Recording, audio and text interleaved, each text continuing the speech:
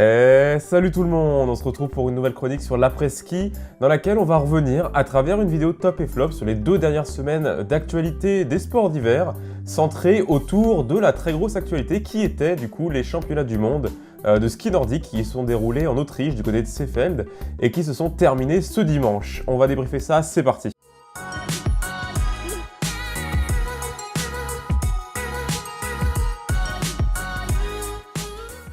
Comme je vous le disais, les 2 dernières semaines ont surtout été marquées par la tenue des championnats du monde de ski nordique qui était en Autriche, donc à Seefeld.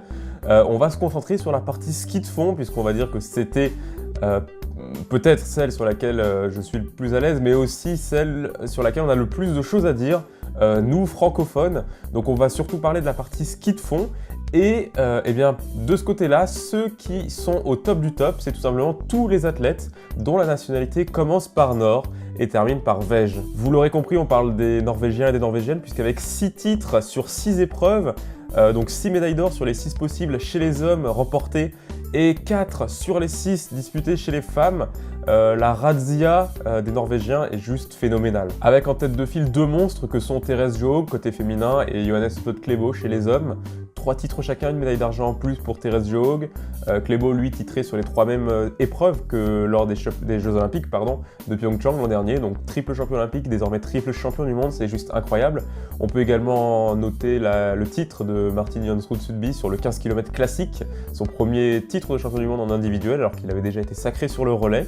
La Norvège qui a également tout raflé, ultra dominé même le relais 4 x 10 km masculin en dominant la Russie, et la France puisque c'est du coup sur cette épreuve qu'on va se concentrer pour parler de notre second top, celui qui, entre guillemets bien sûr, nous intéresse, nous francophones, la médaille de bronze de la France. Et oui, puisque c'est sur cette épreuve, le relais 4 x 10 km masculin, que la France a remporté l'unique médaille décrochée à l'occasion de ces championnats du monde, avec une équipe composée d'Adrien Backscheider, de Maurice Magnifica, de Clément Paris et de Richard Jouve. Donc Backscheider et Magnifica sur la partie classique, Paris et Jouve sur le format libre, avec du coup, vous l'aurez compris, un sprinter, Richard Jouve en tant que dernier relayeur, donc un petit pari qui s'est avéré totalement payant puisque Jouve a réglé le compte du Finlandais sur la dernière ligne droite, au sprint donc.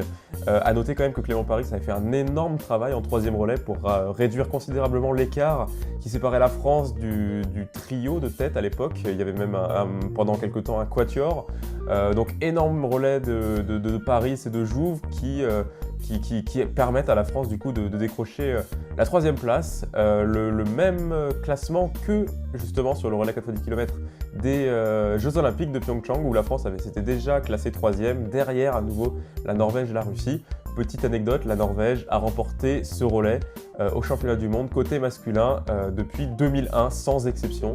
Donc c'est juste incroyable, ça c'est vraiment une statistique. De 2001 à 2019, donc tous les 2 ans du coup, chaque tenue des championnats du monde, la Norvège remporte le relais 4 x 10 km. C'est une statistique incroyable et c'est d'autant plus fort que la France soit sur le podium parce que la Norvège et la Russie sont juste intouchables. Et ça prouve, une fois de plus, si on avait encore des doutes, que la France est peut-être la nation la plus complète en ski de fond derrière les 2 intouchables que sont la Norvège et la Russie. Avec en plus du coup, alors là petite déception, très petite déception, sur le sprint avec, on attendait Richard Jouve, on attendait Lucas Chanava, peut-être potentiellement Baptiste Gros, qui n'ont pas réussi à avoir de médaille malgré Chanava et Jouve qui étaient en finale. Donc c'est peut-être la déception côté tricolore, mais ça montre que les Français sont capables de répondre présent dans différentes disciplines, du coup en distance comme en sprint, et que cette 3e place prouve, comme je vous le disais, que la France est une des nations sur lesquelles il va falloir compter dans les années à venir en ski de fond. Côté flop sur ces championnats du monde, ça va également aller très vite puisqu'on va revenir, on est un petit peu obligé, sur les 5 fondeurs qui ont été concernés par la récente enquête de la police autrichienne sur le cas de dopage.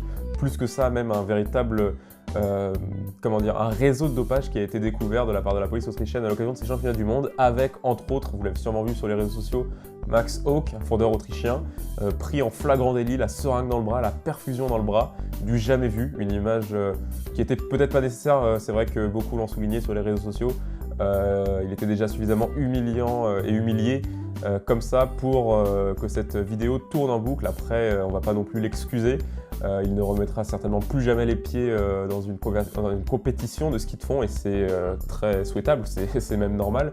Mais voilà, en tout cas la déception plus que n'importe quelle autre déception sportive, concernait ces 5 fondeurs. Donc je vous le rappelle, 2 Autrichiens, des Estoniens, le Kazakh Alexei Poltoranin, 8 victoires sur la Coupe du Monde de ski de fond. Donc c'est là, pour le coup, c'est un grand nom. Autant les autres sont pas très connus, lui c'est quand même un grand nom qu'on n'avait pas l'habitude de voir, mais qui a déjà remporté des courses.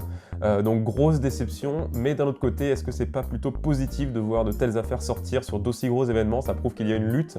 Le débat est ouvert, n'hésitez pas à dire ce que vous en pensez. Quoi qu'il en soit, c'était la déception majeure de ces championnats du monde de ski nordique. Quoi qu'il en soit, voilà pour la petite vidéo centrée sur les championnats du monde de ski nordique. Il y avait d'autres choses à dire. Il y a eu du ski alpin un petit peu parce qu'il y a eu beaucoup de reports, mais c'était surtout la grosse actualité, notamment sur le ski de fond, où on avait beaucoup de choses à dire. Il y en avait également sur le saut à ski, sur le combiné nordique, mais c'est vraiment sur le ski de fond que j'ai choisi de centrer cette vidéo. On se retrouve très vite, puisque là, il va y avoir de la très grosse actualité avec le début des championnats du monde de biathlon. Alors, on a eu les championnats du monde de ski alpin, ceux de ski nordique. On va voir ceux de biathlon, c'est un petit peu l'actualité qui allait rythmer les mois de février et de mars. Et alors là, vous allez avoir beaucoup de vidéos, peut-être une vidéo pour présenter un petit peu ces championnats, quelles seront les forces en présence. On espère notamment le retour de Martin Fourcade qui s'est entraîné spécifiquement pour ces championnats, donc beaucoup de vidéos vont paraître. Comme toujours, celle-ci, si elle vous a plu, n'hésitez pas à mettre un pouce bleu, à la relayer, la commenter, la partager, à vous abonner à mes nombreux réseaux, que ce soit sur Facebook, sur Twitter, sur YouTube. Et moi, d'ici là, je vous dis rendez-vous à très bientôt pour d'autres vidéos sur l'actualité des sports d'hiver. Salut tout le monde, ciao!